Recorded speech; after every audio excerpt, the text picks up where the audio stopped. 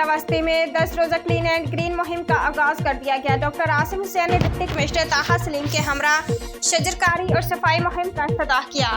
ضلع وسطی کے عوام کو صاف و شفاف اور سرسبز شہری ماحول فراہم کرنے کا عزم ہے۔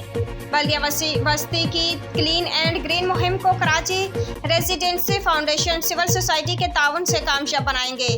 شمونا صدف تقریب میں سینکڑوں کی تعداد میں طلبہ طالبات عوام اور کمیونٹی نمائندگان کی شرکت۔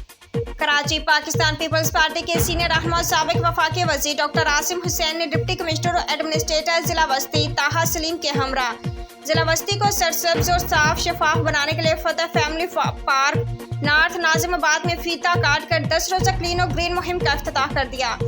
اس موقع پر municipal commissioner Shumona Sadaf, Karachi residency foundation civil society, ماحولیاتی تنظیموں اور نجی تعلیمی اداروں کی انجمنوں، پرنٹ اور الیکٹرانک میڈیا، طلبہ طالبات، علاقہ مکینوں کی بڑی تعداد نے افتتاحی تقریب میں شرکت کی۔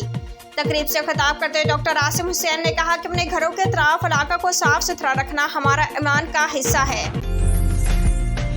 عمدہ میں پکائیں اور جی بھر کے کھائیں۔